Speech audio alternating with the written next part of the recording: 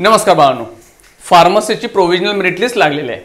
आता provisional merit list लागली म्हणजे पुढे काय करायचं हा प्रश्न तर आहेच।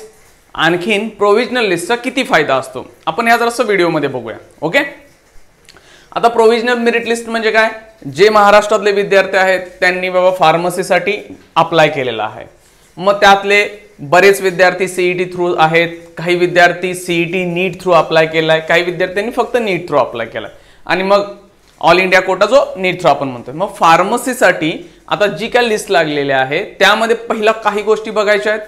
आता कोणकोणत्या गोष्टी तुम्ही चेक करा तुमच्या लिस्टमध्ये, तुमचं फर्स्ट नाव चेक करा करेक्ट आहे का। आता हे नाव काय पाहिजे तुमचं 12th स्टँडर्डचं जे काय तुमचा रिझल्ट आहे तो पाहिजे। देन सेकंड महत्त्वाचा पॉइंट तुमच्या कास्ट, कास्ट महत्त्वाचीच आहे, कास्ट नुसारच तुमचे ऍडमिशन्स होणार आहेत।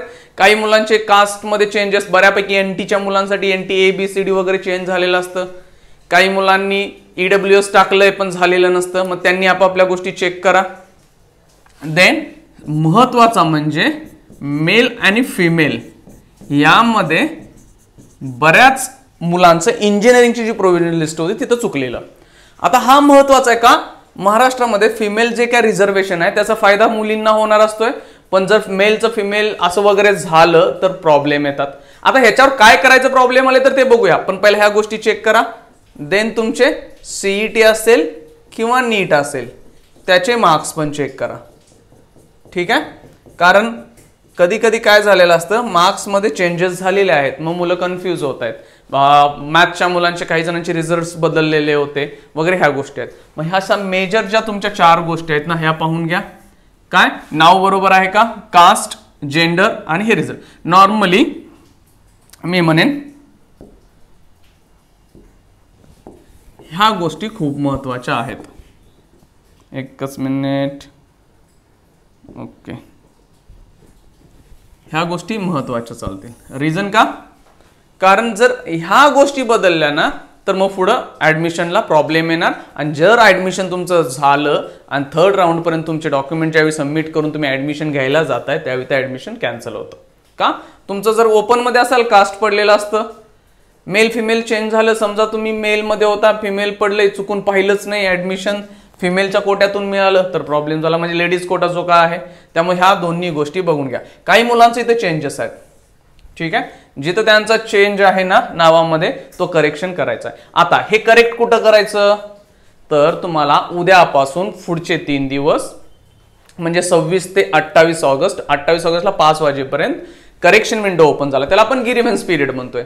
मग त्या करेक्शन विंडो मध्ये जे जे चेंजेस आहेत तुमचे जे करून घ्या। आता ते काय डायरेक्ट करून घ्यायचे नाही आहेत, म्हणजे काही मुलांचं काय होतं ओपन अप्लाय केलेलं त्यांनी, आता त्यांच्याकडे काय झालं कास्ट सर्टिफिकेट आलं, व्हॅलिडिटी पण आले, मग त्या मुलांनी त्यांचे ओबीसी असतील किंवा जे काय असतील, हा जे मराठी विद्यार्थी होते त्यांच्या प्रोव्हिजनल मेरिट लिस्ट आलं त्याच्यासमोर डॉलर आला असेल, हॅश आलेला आहे। आता हे काय आहे की बाबा त्यांना एक स्पेशल कन्सेशन दिलेलं आहे 6 महिन्यांचं व्हॅलिडिटी सबमिट करण्यासाठी, त्यामुळे त्या मुलांच्या समोर हे एक स्पेशल सिम्बॉल्स आलेले आहेत। मग जे अदर कास्टचे विद्यार्थी आहेत ज्यांचे डॉक्युमेंट्स आलेत त्यांनी कास्टमध्ये कन्वर्ट करून घ्या। पुढचे 3 दिवस आहेत, तुमची फायनल मेरिट लिस्ट लागणार आहे 30 ऑगस्टला, 30 ऑगस्ट, आणि तुम्हाला 28 ऑगस्ट पर्यंत दिलेला आहे वेळ 5 वाजेपर्यंत हे सगळं करेक्शन करायला। जर का तुम्ही हे चेंजेस केले नाहीत आणि फायनल मेरिट लिस्ट लागली त्याच्यानंतर बदल करायला परमिशन नाही आहे, त्याच्यानंतर तुम्ही जाणार आहे 1st राऊंडला।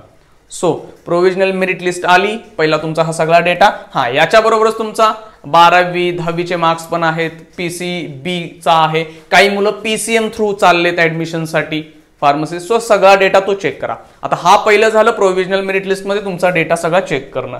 हा डिफेन्स कोटा आहे, PWD ऑर्फन ते पण तिथं तुम्हाला स्पेशल कॉलम दिले त्यामध्ये चेक करून घ्या।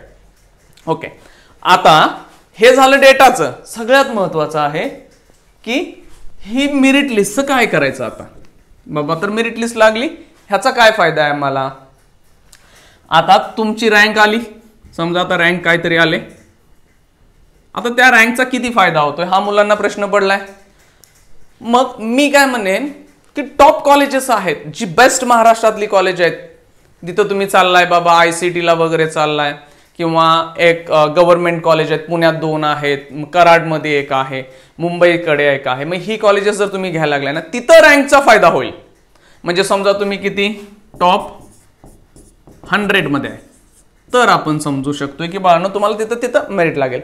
पुढं काही मुलं म्हणतात सर माझी 500 रँक आहे, 1000 रँक आहे, आमचं ऍडमिशन होणार की नाही होणार, आम्हाला ते कॉलेज मिळणार का नाही, हे तुम्हाला सांगणं कुणालाच अवघड नाही. का झालं माहिती आहे का? आता समजा तुमची रँक आहे 1000 मध्ये पहिले असं समजू, त्यातलं कुणाला माहिती आहे का हो की 1000 मधली पुण्यातली किती मुलं आहेत, मुंबईतली किती मुलं आहेत. टॉप कॉलेजेस जे असतील, टॉप 4 ते 5 बेस्ट कॉलेज आहेत महाराष्ट्रात, ही बेस्ट कॉलेजेस जे आहेत ना तिथं टॉप स्टुडंट जाणार आहेत. पण हे टॉप म्हणजे पहिली 100 मधली जाणार का? नाही माहिती. का माहिती आहे का?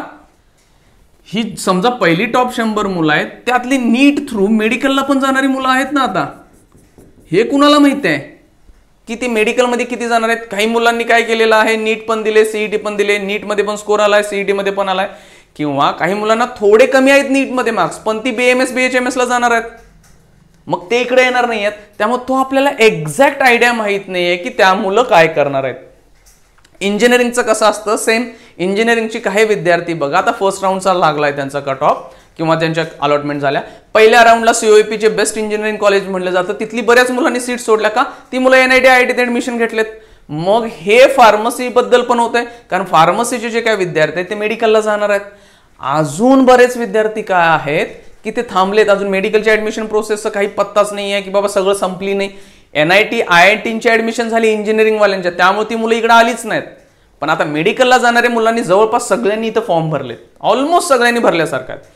त्यामुळे आपण हे एक्झॅक्ट सांगू नाही शकत की टॉप 100 मुलं जे आलेत त्यातली किती फार्मसीला येणार आहेत, प्लस ती पुण्यातल्या मुंबईतल्या कॉलेजला जाणार आहेत का, किंवा तुम्ही समजा कराडमध्ये राहता तर कराडच्या गव्हर्नमेंट कॉलेजला तुम्ही जाणार आहे, तर तुम्ही रँक पहिल्या 100 मध्ये असला तरी तुम्ही कराडमध्ये जाणार असाल, तर तुम्ही तिकडे पुण्या मुंबईमध्ये जाणार नाही. मग ते काय?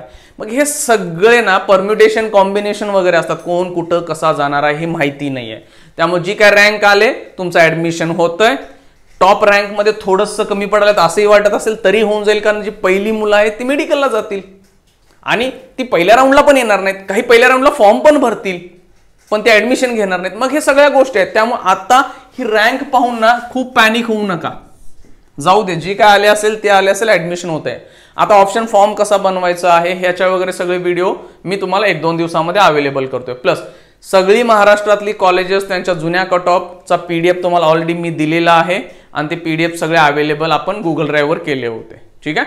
प्लस ह्याच्याबद्दल जी काय माहिती पाहिजे असेल तर आपला टेलिग्राम चॅनल आणि व्हॉट्सअपचा चॅनल आहे, तिथे लिंक खाली दिलेलेच आहे, त्या बघून घ्या.